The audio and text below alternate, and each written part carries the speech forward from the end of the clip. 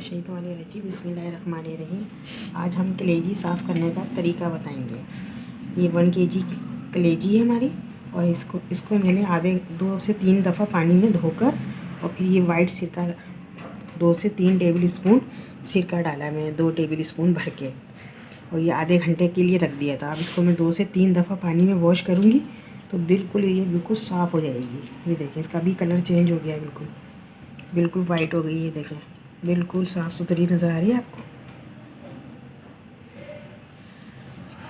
आधा घंटा हो गया इसको सिरके के पानी में। एक तरीका ये है नंबर 1, और नंबर 2 तरीका ये है, अगर आप चाहें तो ये लहसुन है, इसको कुचला बना के लहसुन का, और आधे घंटे के लिए कलेजी में मिक्स करके और ऐसे ही रख दें बगैर पानी के, और फिर इसको 2 से 3 दफ़ा पानी में वॉश करें तो ये इससे भी कलेजी की स्मेल ख़त्म हो जाती है।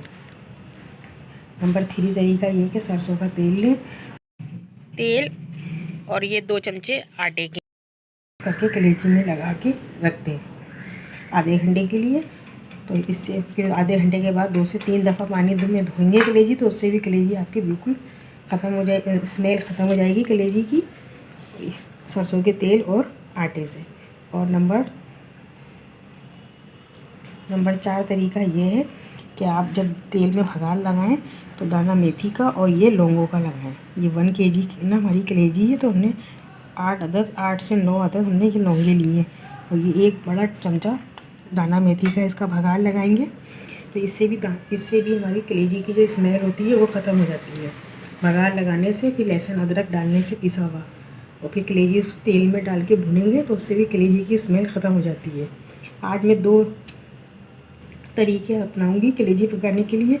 एक तो मैं सिरके से मैंने इसको वॉश कर लिया अच्छे तरीके से, और दाना मेथी का और लौंग का भगार लगाऊंगी। देखिए, ये हमारी बिल्कुल साफ़ हो गई कलेजी। अब मैं इसको प्लेट में डाल रही हूँ।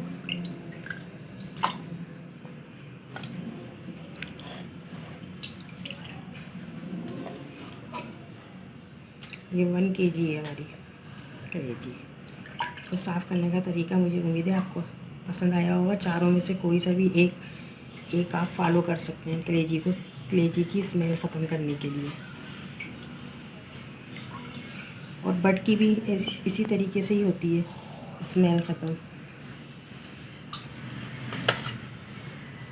चलिए, इसी के साथ अल्लाह हाफिज़। देखिए, बिल्कुल साफ़ हो गई।